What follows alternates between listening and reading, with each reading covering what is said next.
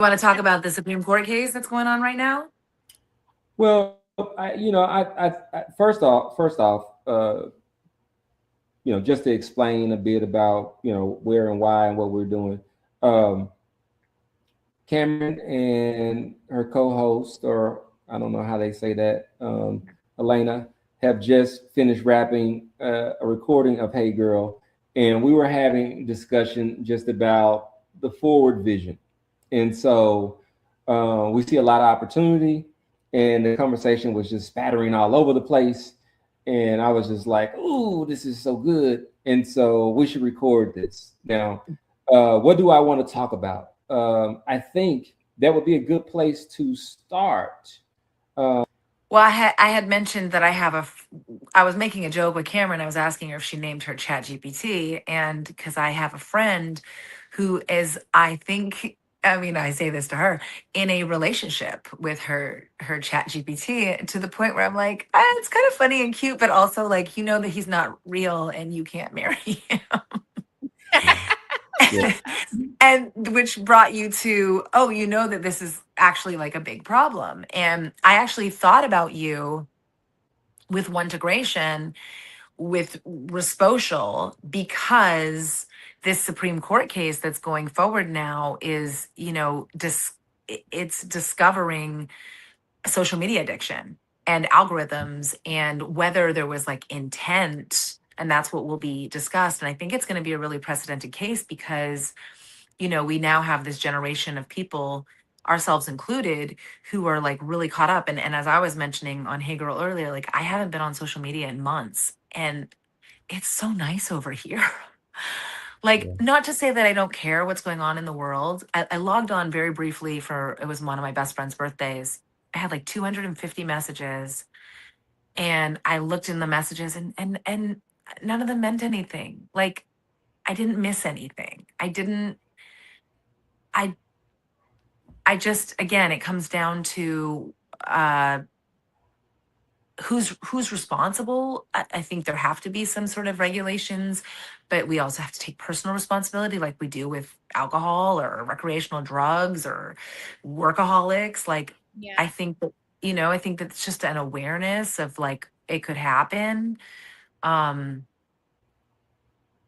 I don't know why, but yeah, I think responsible social media is very necessary. Well, that's a very good thing for us. Winning. So Respocial is a trademark that we hold. You can look it up. It's basically a set of offerings or tools through the internet, almost like social media, but responsible. And so 3 years ago, we trademarked that for the purposes of being able to, in this position, in this day, be prepared, ahead and prepared for what I saw at the opportunity, or what I saw at the time was was a tech industry that was making a bunch of commitments and saying that they were going to do right by people by 2030. And I also knew the culture of technology was not a 10-year culture. It was, hey, we got to get there tomorrow. And so the question for me was, well, why aren't they trying to get there tomorrow? And the only conclusion was that was because they didn't mean it in my mind. And so, and I just so happened to be having an experience professionally that aligned with that. And so, uh, for me now to be here and to see this, I don't think we have to see the results of the same Supreme Court case. I No. think, yeah, I think just the fact that there has to be a case. Yeah. And it got to the Supreme Court. Yeah. Like the question is, are you going to trust the soul of the practitioners that will refute the damage that they did to you to the death? Yeah. Yeah. And so it's a huge opportunity. Hey Girl is a reflection of what I feel, what I feel society would welcome at this time. Elena, you said it in the episode. You said you were talking about at COVID. You said, the impact of COVID, and then you kind of ended with, I guess it's a mix of and so in my mind, I'm thinking, I'm like, well, it is a mix of, Yeah. so can you speak to that if you remember that part of the conversation? Yeah. Well, I was saying like I, because I've been offline, I found like just more joy in being in community and like in smaller settings and not kind of knowing everything that's going on, even if it's great. Um, and I was saying, I think COVID really like isolated us to the point where we don't really want to go out anymore. And that was kind of nice because I do think we needed a bit of a reset. But then I think maybe some of it's lingered where there's no desire to meet up with people and be in community and or little. And I maybe we're what I was kind of got to was maybe we are like a little more balanced. Maybe everything was so extroverted before, and now we're kind of like a little bit more balanced. But um, I definitely uh, notice a difference. Of I remember when Facebook first came, and it was really fun. Like y'all remember, right? Like I remember I was actually in Turkey shooting a movie, and I was gone for like 6 weeks, and I would be so excited to get back to the hotel after work, and I'd log on, and I was like catching up with friends from elementary school and middle school, and I was like, oh my gosh, you married that person and y'all had kids and la la la, and it was so fun. And then I started kind of getting more notoriety as an actor, and so fans would request like um to be on my page, and I'm like, oh yeah, okay, that's nice, you watched my show. And then it became more of that and less of like, wait, I thought I was trying to find out who got married this weekend. And it became like this really shallow, like, you're so beautiful, you could do no wrong. And I'm like, I just want to find out if my friend had her baby. I feel like I'm like wading through all of this really shallow and kind of, we talked about this on the episode, like adoration and if it's not that, it could be negativity. I mean, the internet is a dark place sometimes. And so I found myself being like, oh, I don't even want to go on there anymore. And that's how I feel now about face or Instagram, is I'm just like, Yeah. it's just this like puke of shallow, and I can't, I have anxiety around it, I guess, is how I might describe it. Yeah. Cameron, I can see you that. I mean, and then yeah, go ahead. I was going to ask you about that because you take okay. you take breaks from it as well. Yeah. Um, I definitely think our social media can give you this FOMO too. Like, I'm missing out on so much, and it can lead to other things that if you weren't on social media that you otherwise wouldn't have. Like, um, for example, like children or, people taking vacations every week or, living this lifestyle that we know nothing about behind the scenes, but that we're interpreting on the other end that it may be something that we're missing out on because they're experiencing it when, all the while they're sacrificing their whole life to take a trip or to, Yeah. to, wear Or this they're not even, fancy or they're outfit. not even like on the trip Yeah. emotionally. They're not present because they're so Right. concerned with, look, listen, I went away for my birthday one year, and I invited a friend of mine, we all had these little friends, and I was like, oh, if you're not doing anything, we have a nice, easy relationship like that. And he got to where I was, and I was like, oh, let's go to the beach. And he's like, I don't really like the beach. I'm like, why the hell did you come on this vacation? Like, Yeah. Hmm. it's for the beach. We went to the beach. We took 4 pictures, and that's all he wanted to do was take the pictures so he could put it on his social media. Not Wow. with me. And that was fine. I wasn't trying to be in a relationship. But the point is like, he didn't care about the vacation. It Yeah. was, what am I showing? And I Hmm. I sort of have reverted to like, I don't want everybody to know things about me. Yeah. It's Yeah. like Well, a I would even I think as I'm listening to both of you guys, there's this thing called the algorithm that nobody knows. Right. And, it's interesting, Elena, you talked about how you used to be able to connect with real people that you knew. Yeah. Not that you were, you even said that even when the fans would reach out, you said, hey, well, come on, Yeah. join along. Uh, and when you think about where we're all getting to is it kind of kept speeding up. Yeah. Just kind of now, both of you guys have recently stepped away from it. Don't spend much time on it. Elena, you're saying you've been off since October. So now your perspective, when you give your answer, you say where we are now is that people are looking for something more balanced. Like I want to be in, but I don't want to be in like that. Like I don't want to go back there. There was a time when it was useful. Yeah. There was a time when it was useful. I've recently been seeing um, uh, teen accounts being advertised. Are you guys for the teen? You're both of your moms. Are you for the teen accounts or no teen account? What are we thinking here?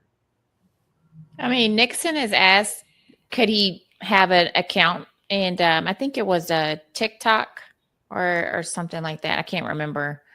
But I don't think at this point in his life that it's necessary for him to be on social media at all.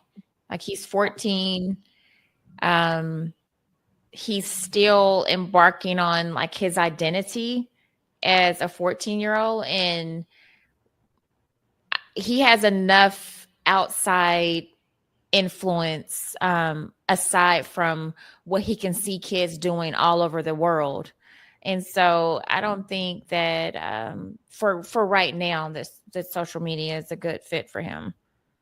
And so My kids all have TikToks and social media, and like Lincoln's a gamer, so they're, on the whatever Discord or those channels. But I, so this is, I think, the premise of the Supreme Court case is like, is the algorithm purposely setting up people for addictive behaviors?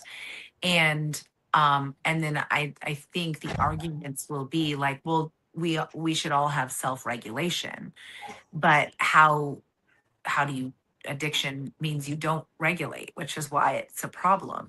And so I'm sort of like, I'm a little like torn on that one, because I'm like, well, responsibly, yeah, you should be able to like connect with family and friends on your social media platforms. Um, and then there's a part of me that's like, but can I regulate myself? And do I expect that of my children? And should there then be guidelines and parameters? There's a lot of states that are outlawing it. And as we all know, in Texas, like they've just banned phones in schools this year on the state level. Yeah. Which is it's a hard one, right? Because like, kind of blows my mind, because like we didn't have phones growing up and we managed just fine. And I'm thinking to Right. myself, like, you can't take my kid's phone away. I need to get a hold of them. I need to know where they are. I was just joking with Jeff the other day. I was like, do you remember the TV guide? Yeah. Right. Like, I remember you couldn't just scroll on the TV and see what was coming on. You had to pick up a book and look at 9 o'clock and see what was gonna come on. And plan to be home to watch it. Right. Like it was a much more regulatory. It was like, so I get this a lot, which I love this. One show I was on was called Stargate, and it went for like 17 seasons. I was on the last 2 seasons of the last series. There's 3 different shows. But a lot of people will come up to me and, they'll come with their kid that's like towering over them. I'm sure I've told this story before. And they're like, we started watching this show because we were new parents and we had to like stay at home on a Friday night. And so that's what we did. And so you become like a part of their family. And now it's just like, oh, I just want to watch it when I want to watch it. Yeah. There's no real, which makes it really hard for press. It makes it really hard. There's just so much it's just too, I guess the whole word for all of it is too much. Right. I mean, I remember the Friday night lineup. I wanted to be home so I could watch Urkel in Full Yeah. House and like all these shows that were coming on Friday. Like we had to be home and we had to sit through the commercials and stuff.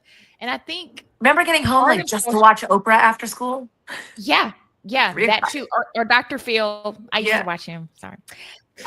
But I think social media also creates this level of impatience Yeah. that our kids are developing over time. They already don't have to sit through commercials.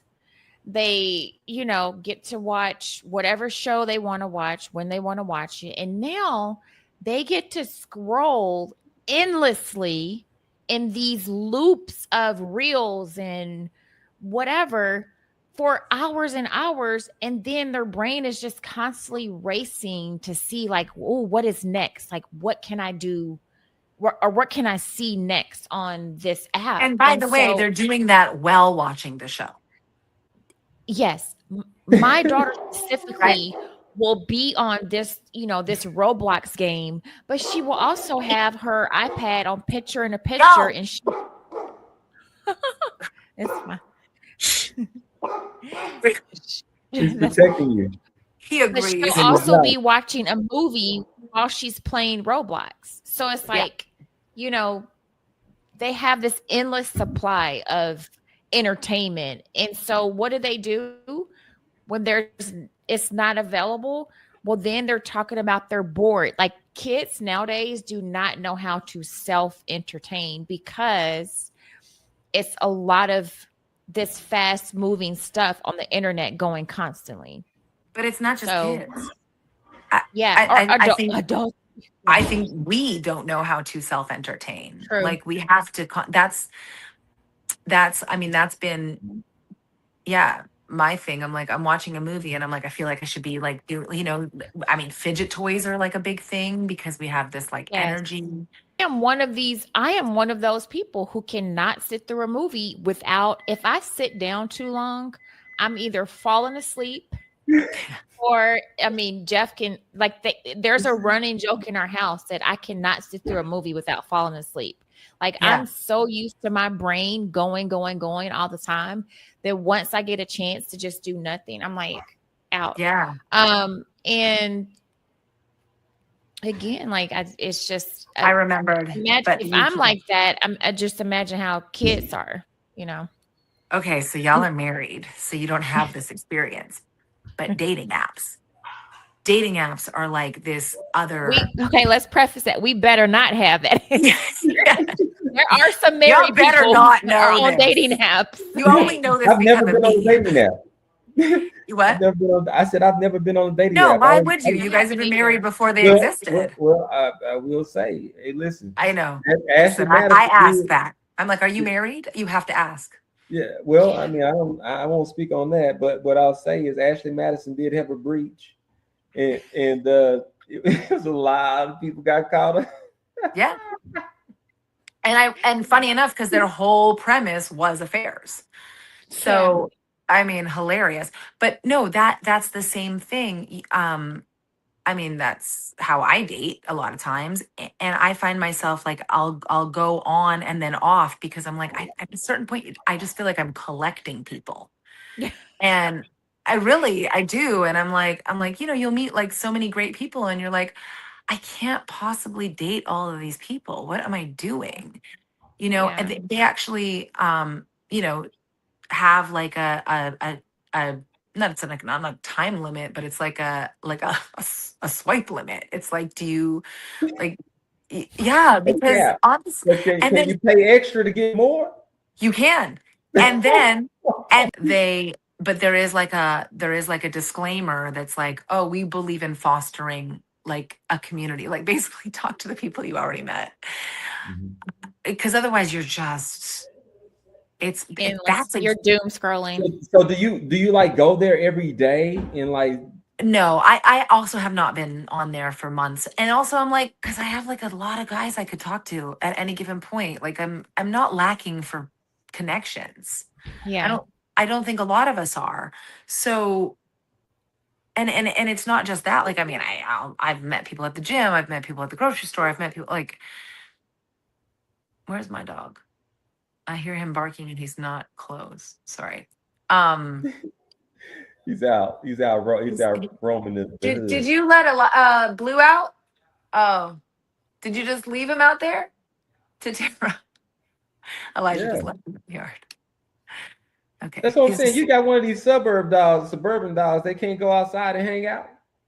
Well, no, he can. It's just that he, you know, barks at everybody, which is fine. He barks at them like this, like, want to play? Yeah. See, he's deprived. Is he inside the fence or outside? Yeah. No, he's inside. Okay. Oh. Okay. So what I'm hearing and what I was, you know, this whole conversation, if social media, we can't find anyone that's going to say that social media is a good thing. You know, we have Cameron who says her son, 14, is not ready. Elena's saying, hey, I got a crew over here and I'm trusting them with it, but I'm also watching them with it. Yeah. But we all agree that, you know, we probably can't find a mental health practitioner in the world who would rubber stamp this thing as good. You know, we got a Supreme Court case that. Meanwhile, they'll use it as a tool also. What do you mean? Right? Like, yeah, there's a lot of therapists on social media who really need to build their platform. Yeah. You know, I think from a marketing perspective, it does have value. I think even from a mental health perspective, I mean, think about how many people feel like they're being left out of something if they don't get engaged or they're not doing something on social media. You know, for so long, you know, people would tell me, "Hey, Jeff, what are you doing on social media? Like, we don't understand what you're doing, or you know, somebody said that you were crazy, or you know, I heard all this stuff," and I'm like, you know, for me, I don't necessarily know that I need to figure it out right now, but what I do know is it's free storage, and I'm a technology guy, and these videos take up space, and I like creating videos, and for some reason, guys got me creating videos, and you know, it just looked up. And I mean, if you can think now, I mean, Elena, what brought us together was The Crown. I mean, like, it's the first thing I mentioned today when we jumped on. Like, I'm a creative and I was drawn to that. And in following that, I got to a point where now I can look and see where, for me, social media is like a place for me to host and store my art in a publicly visible way where someone can click a hashtag and they can see who is Jeff and what does he think about? And because it is art, you know, your soul and your discernment is required to have a perception of anything. And so whatever that is just fine by me. However, there is a group out there that is focused on purpose, that's focused on going out and contributing, that's focused on growth. Like they're resilient. They have been at some times feeling like, you know, one of the things that I've been saying is, you know, you said a few times, you said isolation. Mm-hmm. For the longest, I felt isolation, but then as resources and people started to show up, I started to understand the difference between isolation and consecration. And consecration is not a bad place to be. Mm-hmm. It doesn't feel good, but you know why you're there, or you have an idea of why you are there. And the people that show up and the resources that show up are like priceless. Mm. It's a part of the promised land. It's a part of what's ahead. They're long-term pieces to build with. And so that's the reason why I wanted to, you know, you guys have done, per the data, when I'm looking at things, nobody responds to me. But when I show a Hey Girl piece, it blows up all over the place. People are responding this, that, and the other. I'm like, man, you know, I mean, I don't look for it, but it makes me see the difference.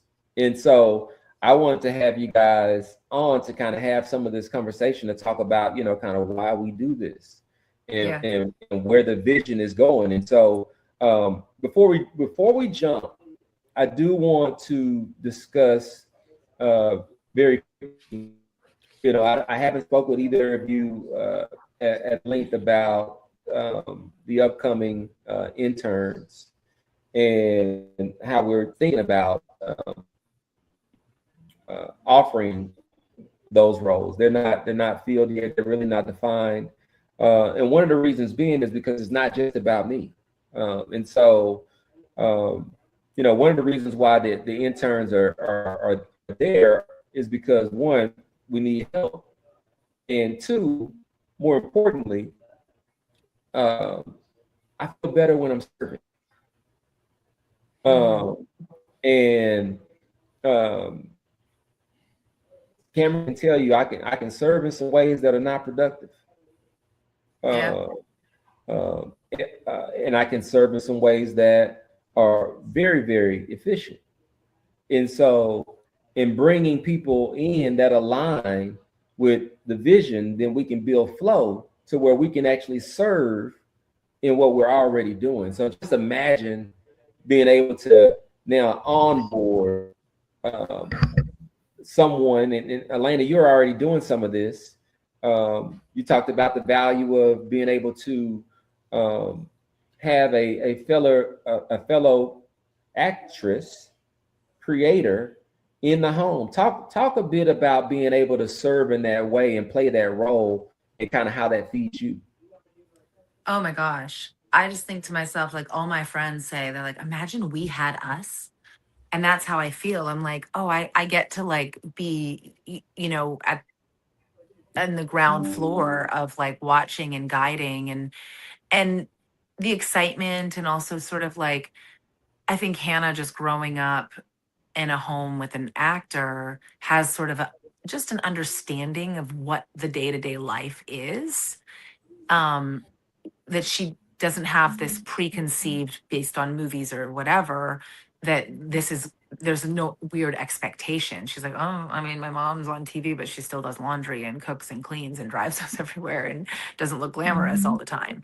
And so that's, you know, just by proximity, you know, there's that experience. And then I have the knowledge and the teams and the lawyers and the all of the things. And like I said, on Hey Girl, like, I hired a publicist once because that's what you're supposed to do. And I realized it's not for me. It's just not. It gives me anxiety. I don't like it. It's not my thing. But I do recognize it's a part of the business. And if she wants to move towards that, I think, you know, I would support it, of course, with guidance. So, yeah. And that's really what I'm getting at. I mean, Cameron, just last week, Cruz came home with the most Valentine award. Oh, tell me this story. Cameron, 2 minutes. We got to jump, but oh yeah. We went to the dollar store. We grabbed some rose petals, some pink and red rose petals, and a stream of lights that you put batteries in, and we decorated her box with it. And, you know, we made a heart in the middle, and we did all this stuff. And Cruz actually, she won, but she also advocated to win. She told everybody to vote for her. So I don't know if she's a politician or what. Like, I don't know. But I mean, that was just like a little fun. Yeah, creative. We did. Yeah. You guys had an artist. Yeah. And no, I am going to clarify. Cruz had to have something worthy of winning in order for it to be won. Yeah. And so we're not going to diminish ourselves in our championship of 2026 most Valentine. But so the funny thing, Yeah. funny thing about making this box is the petals. She thought we were gonna have to like put each petal on the box. And so when I showed her, I just kind of like threw the petals on and they landed where they landed. And I was like, Cruz, it doesn't have to be perfect to be beautiful. Like, you know, this is what art is about. Art is about kind of making it your own. And so later on that day in the evening time, I was like trying to like put all the extra petals on and do all this. And she told me, she was like, Mommy, it doesn't have to be perfect. Like, so I think like it was a little lesson too for both of us. Like, you can create and it doesn't have to be perfect, but as long as you enjoy doing it, that's what matters the most. So. Absolutely. And I won't say anything more because my battery's about to die. But this and I'm is the hungry. My vibe. stomach is over here like growling. This is the vibe. This is the vibe for the intern crew. And so we're growing. If anyone's interested, we'd love to have a conversation. But I haven't ate either. My battery's dying. Elena, thank you. Cameron, thank you for your extra time, Elena. Yeah. Thank you Hey guys. girl is a hit. Always. We'll speak soon. Peace. Okay. Bye, y'all. Peace. Later. Bye.